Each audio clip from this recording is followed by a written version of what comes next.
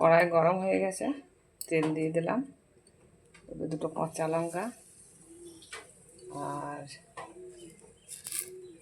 5 ফোড়ন।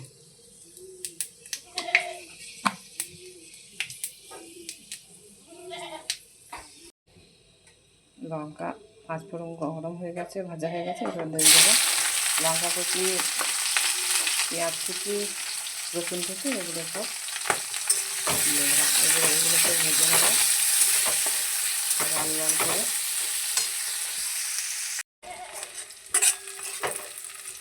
অনেকটাই ভাজা ভাজা হয়ে গেছে। এরপরে দিয়ে দেবো হলুদ,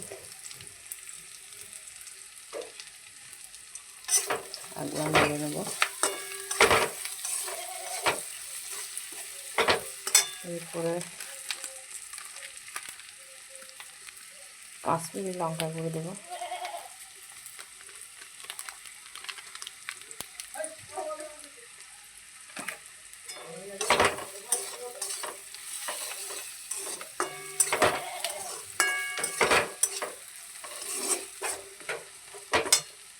আর একটু আদা দেবো, গ্রেট করে রেখেছিলাম আগে থেকেই।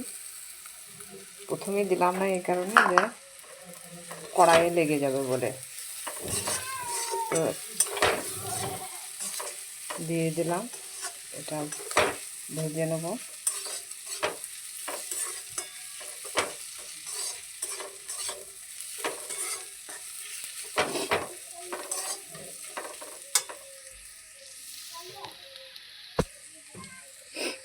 ভাজা হতে থাকবে একটু।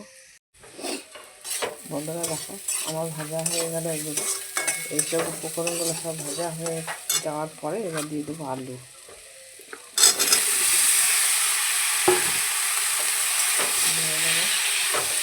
দিয়ে বন্ধুরা আমার এই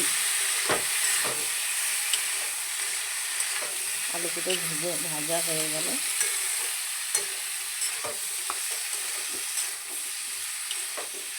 তোমরা সব কেমন আছো অবশ্যই জানাবে, আর আমার এই রান্নার রেসিপি কেমন লাগবে অবশ্যই জানাবে।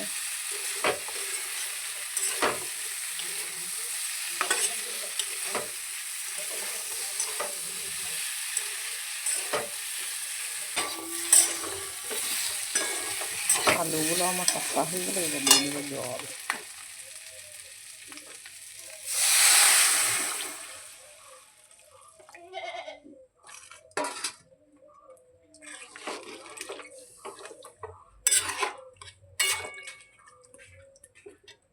দিয়ে দেবো,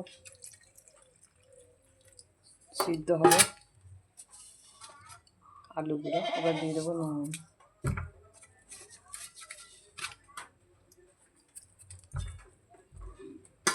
ঢাকা দিয়ে দেবো।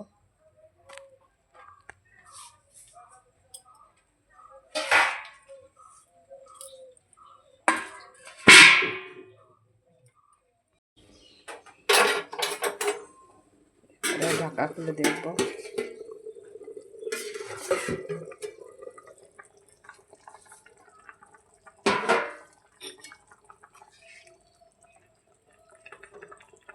সেদ্ধ হয়ে গেছে। এইবারে দিয়ে দেবো তেঁতুল।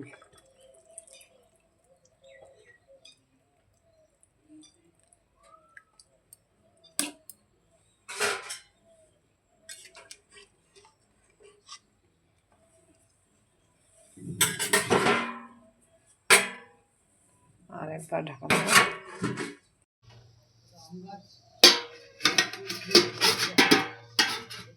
ঢাকাটা খুলে দেখে নেবো তেঁতুল দেওয়া জল ঝোলটা কেমন হয়েছে। বাহ, ফুটে গেছে। এর মধ্যে দিয়ে দেবো ভেজে রাখা মাছগুলো। একটা একটু করে দিয়ে দেবো।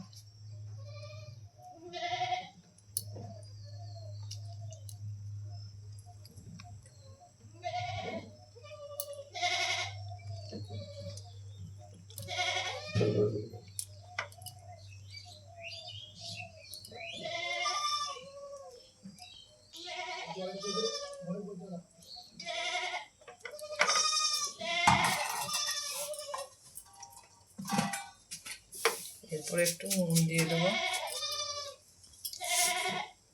একবার দিয়েছিলাম, এটা আর একটু লাগবে বলে মনে হচ্ছে,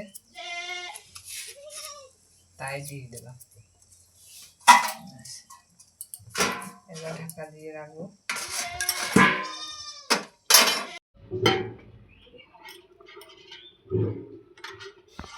ঢাকাটা খুলে দেখি বন্ধুরা কেমন হয়েছে আমার মাছ আলু টক, কি সুন্দর হয়েছে। তো বন্ধুরা আমার এই রেসিপি যদি ভালো লেগে থাকে তাহলে একটু লাইক কমেন্ট শেয়ার অবশ্যই করো। নতুন বন্ধুদের কাছে অনুরোধ রইল, একটা সাবস্ক্রাইব করে দিও, সাবস্ক্রাইব করে দিয়ে পাশে থেকো।